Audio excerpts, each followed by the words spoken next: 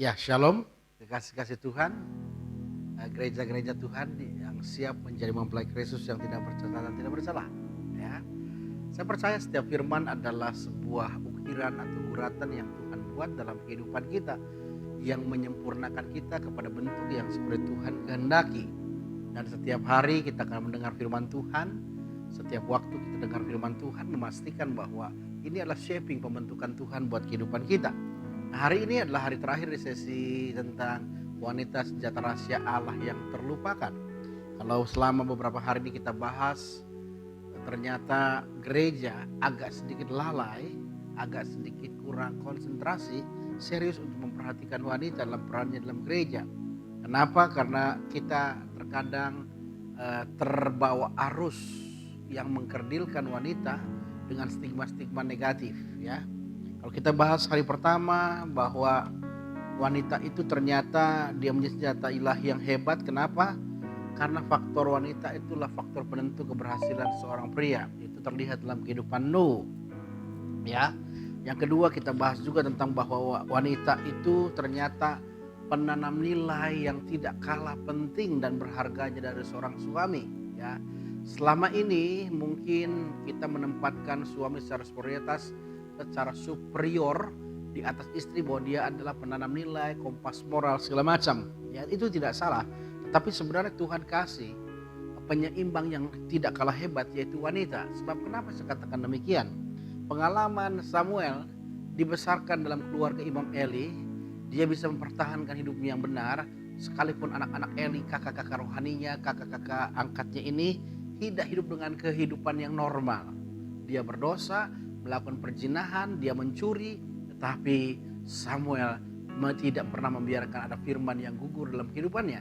Ternyata penyebabnya apa? Kemarin kita sedikit bahas, ternyata karena ada seorang ibu yang menstigma, yang meyakinkan Samuel bahwa dia adalah anak imam Allah yang kudus. Dengan cara apa?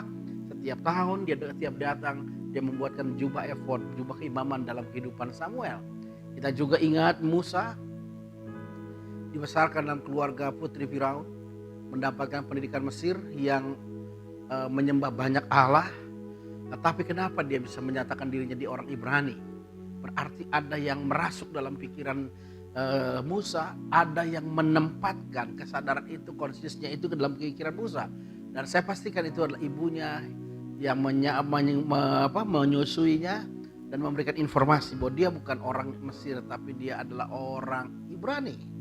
Demikian juga Timotius, dia melayani Tuhan dalam usia muda, mungkin sekitar 30-an. Dia melayani jemaat di kota Efesus, kota yang ada sebuah kuil yang terletak di kota Efesus. Kuil itu mempunyai sebuah keunikan yang hebat karena dilayani oleh 1000 imam wanita. Dan kalau orang mau mendengar, mau doanya didengar oleh Tuhan, maka salah satu ritualnya adalah melakukan hubungan seksual dengan para imam wanita ini. Dan saya berani pastikan gereja ini kalau legal, bukan gereja, kuil ini kalau legal, maka akan banyak pria-pria ke situ. Artinya kota itu mengalami dekadensi moral. Tetapi bagaimana jemaat di Efesus, termasuk Timotius, tidak terpapar dan tidak terkapar oleh pengaruh yang kuat seperti itu? Karena dia hidup dengan pengajaran dari Lois neneknya dan Eunike ibunya. Jadi ternyata yang menanam diri dalam nilai dalam kehidupan Timotius adalah ibunya. Demikian juga Bapak Gereja kita dan Agustinus, dia punya masa lalu yang kelam, hidup yang merusak dan brengsek. Tetapi dia punya seorang ibu yang selalu berdoa untuk Agustinus. Dan akhirnya dia bertobat, dia menjadi salah satu Bapak Gereja yang terkenal dalam perjalanan sejarah gereja Tuhan. Ya, jadi artinya hari ini penanam nilai yang hebat. Kehebatannya di mana? Kehebatannya adalah kalau kita perhatikan dalam rumah, saya berani pastikan mungkin 95% wanita tuh atau ibu itu lebih banyak marah dibandingkan bapak. Tetapi hebatnya anak-anak tuh lebih banyak terluka oleh bapaknya dan bukan oleh ibunya yang banyak marah itu. Anak-anak ketika kecil dimarahin umur 4 tahun 5 tahun, maka tidurnya pastilah nempel sama ketek mamanya. Jadi bayangkan kalau wanita ini diberikan privilege mendidik dengan keras tapi tidak menimbulkan luka. Betapa hebatnya kalau wanita-wanita itu menggunakan fasilitas yang Tuhan beri ini mendidik anak-anak kita dengan hebat. Maka tidak heran kita temukan ya, ketika kita bandingkan Bapak yang baik dengan istri yang brengsek, atau bapak yang brengsek dengan istri yang baik? Mana anak-anaknya yang lebih tahan? Mana lebih tahan? Saya menemukan banyak bapak yang brengsek memiliki ibu yang baik, anak-anaknya bisa bertahan. Tapi saya berani pastikan nyaris tidak ada bapak yang baik, istri yang brengsek itu yang bertahan. Ya, artinya itu menunjukkan bahwa wanita itu bernilai yang tidak kalah penting dan kalah hebat dari seorang pria. Dan yang ketiga, kemarin kita bahas juga tentang wanita dan senjata rahasia Allah adalah wanita itu sesuatu yang sangat penting. Peran wanita itu sesuatu yang sangat penting. Kenapa? Karena kalau kita baca dalam Alkitab, wanita ini dikenal dengan pemberi yang radikal. Kita lihat janda di Sarfat, dia hanya punya segenggam tepung, sedikit minyak dalam buli-buli, dia serahkan semuanya ketika Tuhan minta. Ya, kita ingat juga janda yang memberi uang 2 peser, dia berikan semuanya. Dia memberi dari kekurangannya. Kita ingat Maria ketika menyakiti Yesus dengan minyak narwastu yang harganya 300 dinar. Upah dia kerja 1 tahun. Kalau sekarang nilainya mungkin 40-50 juta. Dia berikan hanya untuk menyakiti kaki Yesus.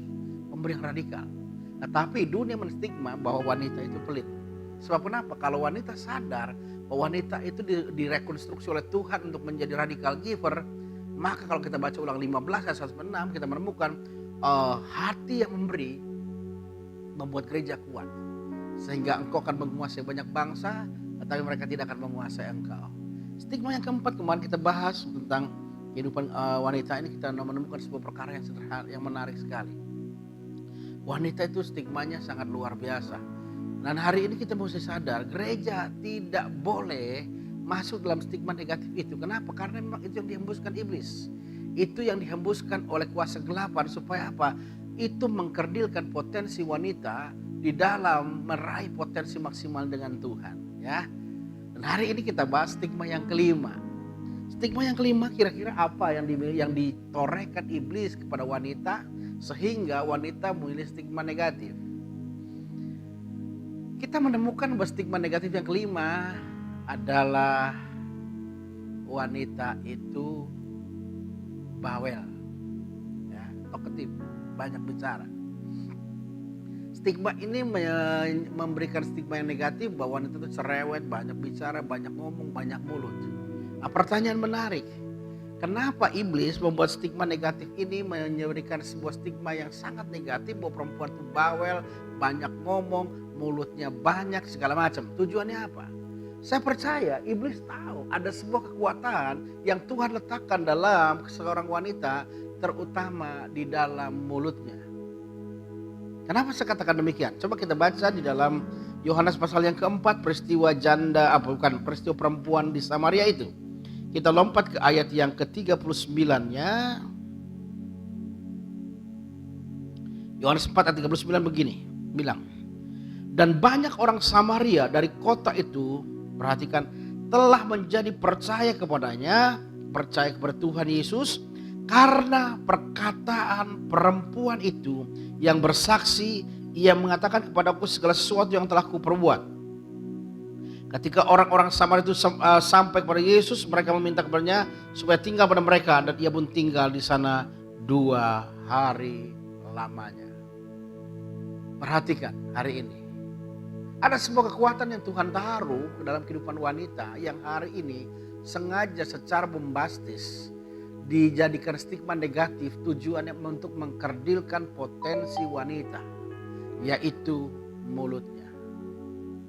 Ya. Stigma negatif itu ingin menyudutkan wanita, ingin memarginalkan perempuan menjadi perempuan-perempuan yang dinilai rendah karena dianggap perempuan itu mulutnya banyak, mulutnya bawel, banyak bicara, cerewet, dan seringkali tidak memperkatakan perkataan yang positif. Dan wanita itu seringkali digambarkan sebagai tukang gosip. Padahal dalam Alkitab memberikan catatan penting, ada sebuah kekuatan yang Tuhan taruh dalam kehidupan wanita, yaitu mulutnya. Ada beberapa pendeta menyampaikan, ya, wanita itu harus mengeluarkan kalimat atau kata-kata di mulutnya setiap hari itu sebanyak 35.000 kata. 35.000 kata. Coba bayangkan dalam 1 bulan berapa? 1 juta kata. itu udah bisa bikin kamus. Ya. Kenapa perempuan itu Tuhan taruh sampai 35.000 kata? Kata orang sih laki-laki setengahnya cuma 18.000 berarti ya, 17.500. Kenapa? Ternyata kita menemukan sebuah paparan yang paralel dengan kisah perempuan di Samaria ini. Ketika dia berjumpa dengan Tuhan di sumur Yakob dan dia mengalami fresh encounter dengan Tuhan, dan dia bilang waktu Yesus bilang panggillah suamimu kemari, maka dia bilang aku gak punya suami. Maka Yesus bilang tepat seperti apa yang kau katakan, 5 orang itu bukan suamimu, dan sekarang pun itu bukan suamimu, berarti dia sudah makan 6 laki-laki. Dan ketika dia mengalami perjumpaan dengan Tuhan, dia kaget dengan marifat yang Yesus miliki, maka dia percaya bertobat. Lihat, ketika orang yang bertobat, maka saya percaya salah satu yang Tuhan proses, yang Tuhan bentuk, salah satunya adalah mulut dan perkataannya. Dan apa yang terjadi ketika perempuan itu mengatakan apa yang dia alami secara marifat, maka dia bertobat, dia kenal Tuhan. Maka apa yang terjadi? Dia menjadi penginjil dadakan. Dia memberitakan Injil, dia memberitakan siapa Yesus, dia memberitakannya apa yang dikatakan Yesus kepadanya. Dan Alkitab berikan catatan 8:39, banyak orang Samaria dari kota itu telah menjadi percaya kepadanya karena perkataan perempuan itu. Jadi hari ini kita mesti sadar ada sebuah kekuatan yang Tuhan taruh dalam mulut wanita. Saya mau katakan begini, saudara-saudaraku yang terkasih, sesuatu yang powerful pastilah sesuatu yang berbahaya. Sesuatu yang powerful pastilah sesuatu yang berbahaya. Contoh, listrik itu powerful, tapi kalau orang kesetrum bisa mati. Ya, listrik itu powerful. Jadi kalau dalam istilah ekonomi ya, high risk, high return. Sesuatu yang resikonya besar, maka peluang untuk kembalinya juga lebih besar. Jadi kalau orang mau main safety player, mainnya kecil-kecil, maka kemungkinan ruginya juga kecil. Tetapi orang yang berani gitu, maka dia akan mendapatkan yang banyak. Nah, saya percaya ketika Tuhan menaruh kekuatan yang hebat dari mulut seorang wanita ini, Tuhan juga tahu bahwa ada bahaya dari mulut ini. Maka saya bilang gini, sesuatu yang besar, sesuatu yang powerful, selalu sesuatu yang berbahaya. Nah, hari ini gereja harus punya mindset yang hari ini tajam, bahwa ada sebuah potensi yang besar di mulut perempuan yang akan menyertai keberbahayanya mulut ini. Hari ini kita menemukan sebuah fakta yang menarik dalam peristiwa Yohanes pasal 4 ini. Hampir seluruh kota, hampir seluruh penduduk kota itu di Sikar, saya nggak tahu berapa puluh orang, berapa ratus orang, berapa ribu orang bertobat ketika mereka karena perkataan perempuan itu. Artinya kalau kita perhatikan, siapa yang akan percaya kepada perempuan ini? Karena perempuan ini adalah pemangsa laki-laki. Perempuan yang mengambil laki orang mungkin ya. Tetapi apa yang terjadi? Perkataan yang begitu hebat, perkataan yang begitu powerful, sampai orang tidak melihat lagi masa lalu perempuan ini, sampai orang tidak melihat lagi kekurangan perempuan ini, karena dia memperkatakan perkataan dengan begitu hebat dan luar biasa. Jadi saudaraku yang terkasih dalam Tuhan Yesus Kristus, saudara bisa bayangkan kalau gereja melatih dan mempersiapkan wanita-wanita ini menjadi pemberita-pemberita Injil. Mereka membutuhkan 35.000 kata tiap hari. Maka dia akan menginjil dengan kekuatan yang sangat powerful dan hebat. Jadi hari ini saya mau sadarkan kita semua, stigma-stigma negatif itu hanya untuk mengkerdilkan kaum wanita, supaya potensi yang dimiliki wanita itu tidak muncul ke permukaan. Tidak muncul, kenapa? Karena mereka merasa tidak nyaman, mereka tidak enak dengan stigma itu. Tetapi hari ini Tuhan memberikan pengungkapan buat kita. Lihat seluruh kota Sikar, hampir seluruh kota Sikar, banyak penduduk kota Sikar bertobat karena perkataan perempuan itu. Saudaraku yang terkasih, selama ini gereja banyak memunggungi kaum wanita. Saya teringat pidato dengan pidato Pak Presiden Jokowi tahun 2014 ketika jadi presiden. Dia bilang begini, kita sudah terlalu lama memunggungi lautan. Kenapa? ternyata Pak Jokowi melihat salah satu kekuatan kita adalah lautan. Sederhananya begini, penduduk Indonesia 250 juta orang, ya 250 juta orang. Pertanyaan saya, kalau orang Indonesia makan 3 kali berarti perlu 750 juta. Saya tanya, setiap hari ikan di laut itu seluruh Indonesia ada nggak menetas 750 juta ekor? Artinya apa? Kalau tiap hari ada 750 juta ekor, kita makan 3 kali dengan ikan, maka kita tidak perlu pelet yang kita sediakan untuk ayam broiler. Maka laut memelihara kehidupan makan kita. Ya, contoh yang kedua, ketika Presiden Jokowi mengatakan bahwa kita telah lama memunguti laut, ya. Dulu di Jalan Cikampek ini tiap tahun diaspal menjelang Lebaran, karena biasa Lebaran adalah digunakan untuk mudik supaya mereka tidak berbahaya. Saudara bisa bayangkan setiap tahunnya berapa miliar atau berapa triliun ketika dari Jakarta pengaspalan ulang sampai ke Surabaya. Anggaplah 1 triliun. Saudara bisa bayangkan 1 triliun itu kalau kita gunakan bangun pelabuhan, lalu bangun kapal laut cepat, kapal motor cepat, maka tiap tahun lautan gak perlu diaspal. Dengan dibuat cepat yang aman, maka misalnya dari Jakarta ke Semarang berapa jam, orang akan pilih itu. Dan pemerintah dengan lama sekali untuk mengeluarkan kembali biaya perawatannya. Ngerti maksudnya? Bagaimana laut itu punya peran fungsi yang besar.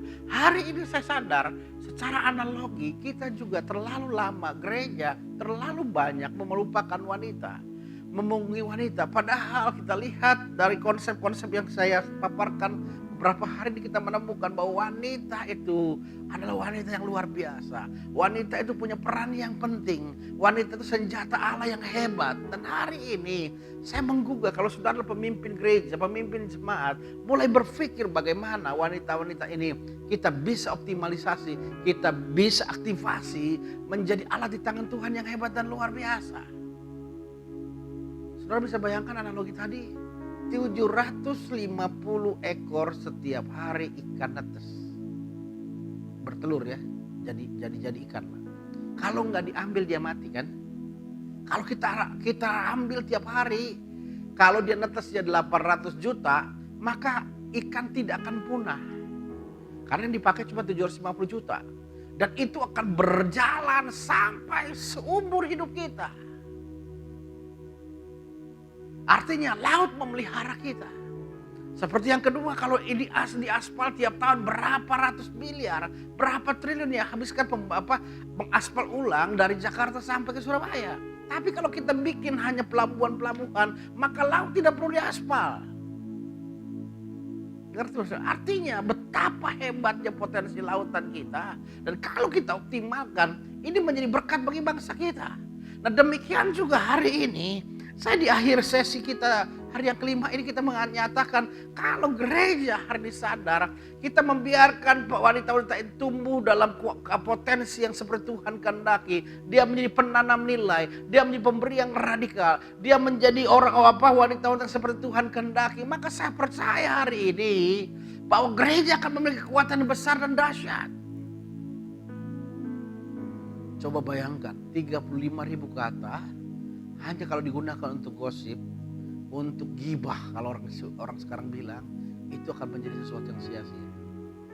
Tapi kalau 35.000 kata-kata ini yang harus dia keluarkan, kita didik, kita arahkan, kita siapkan wanita itu jadi penginjil, maka mereka akan mampu berbicara berjam-jam untuk menyatakan Injil kepada orang lain. Dan itu terjadi peristiwanya di Sikar ini, di kota di Yerusalem, di Sikar ini, di Samaria ini. Hampir seluruh kota banyak orang bertobat karena perkataan ini. Jadi hari ini saudara saya mengatakan sekali lagi, jangan punggui wanita, jangan kerdilkan peran wanita dalam gereja hari ini. Kita berjuang bagaimana wanita-wanita ini mendapat porsi supaya potensinya betul-betul muncul keluar seperti apa yang Tuhan kehendaki. Ya, seperti Tuhan kan. Kenapa? Karena sekali lagi perempuan itu luar biasa di mata Tuhan. Ya.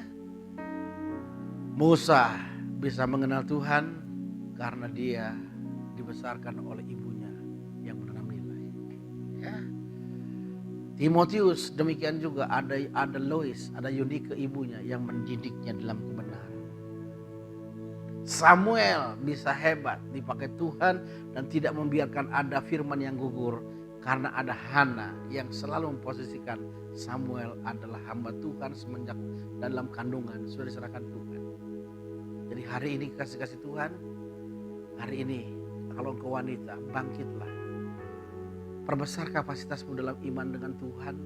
Karena Tuhan ingin memakai engkau pada hari-hari terakhir di zaman akhir ini. Menjadi senjata rahasia yang penting dalam kehidupan gereja.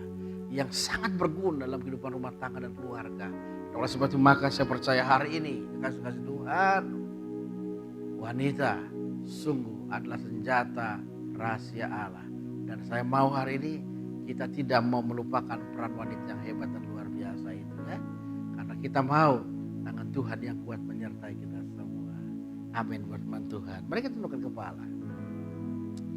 Kami bersyukur buat sepanjang minggu ini Tuhan mengajar kami tentang bagaimana wanita di mata Tuhan yang luar biasa dan dahsyat.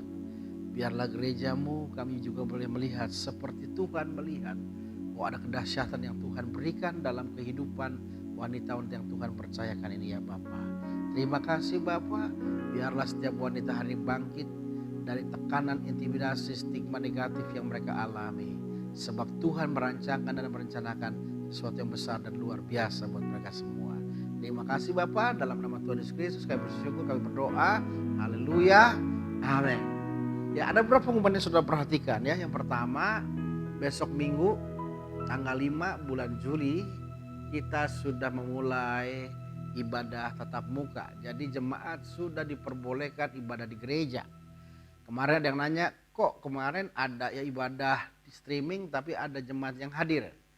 Kemarin itu adalah ibadah dalam bentuk simulasi yang kita gunakan khusus untuk para diaken. Jadi para diaken kemarin kita panggil, kita kumpul untuk ikut ibadah karena mereka akan melayani kita minggu besok. Jadi kita kemarin sudah bagi tugas, nanti jemaat yang datang dimulai dari mana, bagaimana protokolernya supaya masuk gereja ya. Jadi kita akan mulai ibadah tanggal 5. Dan pemerintah membatasi kehadiran orang dalam gereja selama AKB, adaptasi kebiasaan baru ini. Kenapa? Karena pemerintah dengan protokolernya mengatakan bahwa menganjurkan dan mengharapkan kita membangun jarak antar jemaat. Jadi antar jemaat ada jarak sekitar 1 meter. Nah oleh sebab itu gereja dan geraha tempat kita ibadah kita setting juga ada jaraknya. Dan karena dibangun jarak maka kita mengalami penurunan kapasitas. Ya. Gereja kapasitas 230 orang mungkin akan kita isi hanya 50 orang. Karena harus ada jarak, bagi jarak. Dan geraha yang tadinya kapasitas 120 kita hanya isi dengan 30 orang. Dan karena pembatasan ini, maka yang pertama kita adakan ibadah tambahan. Selama ini kita ada 4 kali ibadah jam 7, 10 2 kali dan jam 5 sore.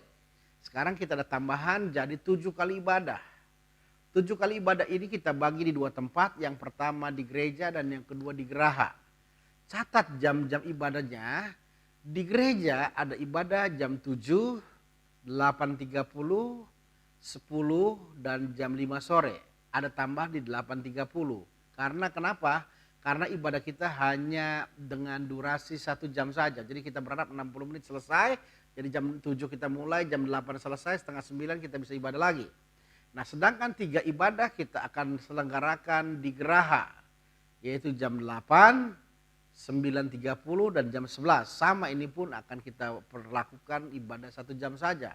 Sehingga jemaat bisa hadir dengan nyaman dan tenang. Ada pembatasan jarak, menikmati ibadah dengan menyenangkan ya. Nah karena kalau 7 kali ibadah 4 kali di gereja kali 50 200. Lalu 3 kali di geraha 30 berarti baru 290. Sorry ya. Iya 290 orang. Padahal kita ibadah tiap minggunya ada hampir 500 orang. Nah jadi artinya kuota ibadah kita kurang. Nah oleh sebab itu maka saya berharap segera jemaat yang mau ikut ibadah dan belum terdaftar segera mendaftar. Karena untuk memastikan seat saudara di tiap ibadah itu. Yang masih tersisa, yang masih ada kelonggaran adalah jam 7, 8.30, 10 dan 5 sore. Rata-rata mungkin masih ada kelonggaran sekitar 10 seat lagi.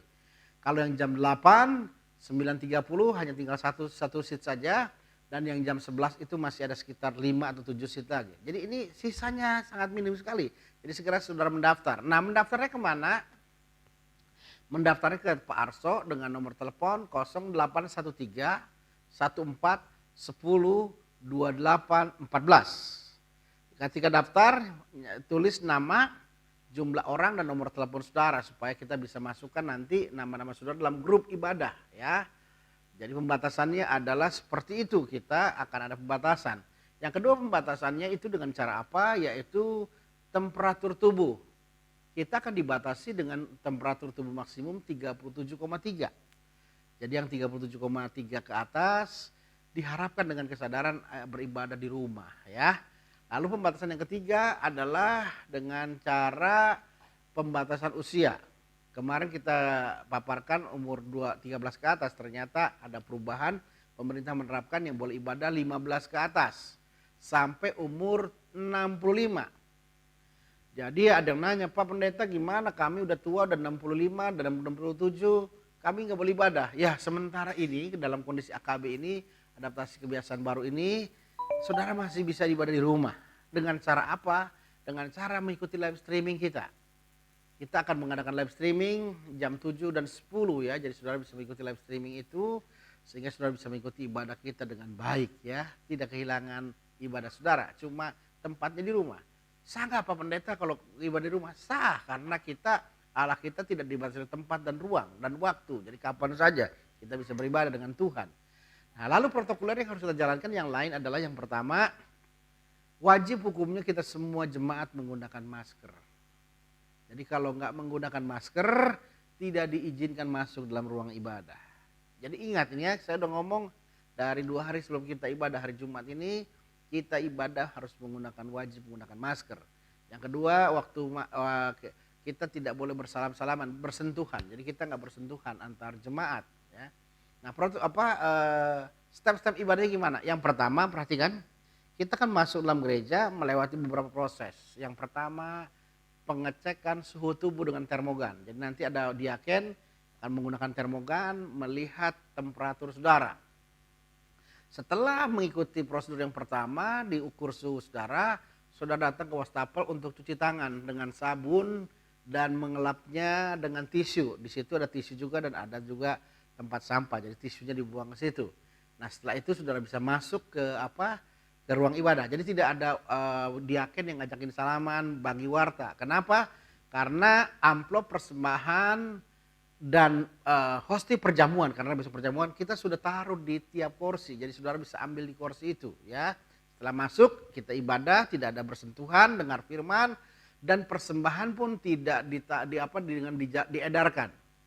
Jadi persembahan dengan cara kita siapkan kotak di belakang, saudara kasih persembahan di situ ya.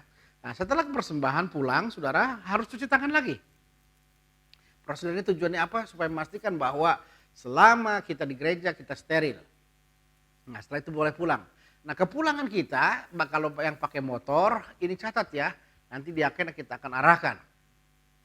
Jalur masuk kita itu dari depan, masuk. Nanti keluarnya itu lewat belakang. Tujuannya apa? Supaya kita nggak berpapasan. Ya, jadi kita bagaimana mengatur sedemikian rupa supaya kita tidak bersentuhan dengan jemaat yang lain. Jadi masuk dari depan, pulang dari belakang. Dan tempat parkirnya pun dipisah. Yang ibadah jam 7, 8.30, 10 dan 5 sore, yang khusus ibadah di gereja, ibadah parkir motornya di halaman gereja. Sedangkan yang ibadah di geraha akan parkir motor di samping geraha. Jadi kita tidak akan bersentuhan ya. Yang keempat, selain menggunakan masker, selain kita tidak bersentuhan, yang keempat adalah kita wajib hukumnya untuk tidak bersentuhan. Jadi nanti WL tidak ada lagi bergandengan tangan segala macam. bukan berarti kita nggak boleh salaman. Nanti kita menggunakan salaman dengan salam GBI, yaitu menaruh tangan saudara di atas dada saudara. Contohnya begini, ini salaman baru, model baru. Jadi nanti jangan tersinggung kalau diaken mengajak salamannya dengan cara begini ya, karena itu SOP daripada protokoler yang diminta oleh pemerintah. Yang terakhir adalah saudara-saudara yang terkasih, setiap orang yang mempunyai temperatur di atas 37,5, sekali lagi jangan tersinggung ya kalau saudara tidak boleh masuk. Karena kenapa? Karena akan ada mungkin dari pihak gugus depan COVID-19 ini yang akan memantau gereja kita. Jadi diharapkan semua yang tidak sesuai dengan protokoler, jemaat menyadarinya ya. Kalau punya anak umur 10 tahun tidak boleh masuk gereja. Punya orang tua dan 95 tidak boleh beribadah dulu ya. Jadi setelah ibadah selesai, saudara segera langsung pulang, tidak boleh ada kerumunan ya. Karena hari ini kita menemukan 1.300 atau 1.600 orang hari ini khusus yang terpapar COVID-19 ini. Jadi hampir masuk 60.000 orang yang terpapar COVID-19 ini. Dan gereja harus menjadi pioner yang termasuk berjuang memutuskan penyebaran COVID-19 dengan cara apa? Kita mentaati protokoler yang diatur oleh pemerintah. Jadi semuanya saya berharap kita sudah maklum, semuanya jadi paham adanya ya. Tuhan memberkati kita. Shalom.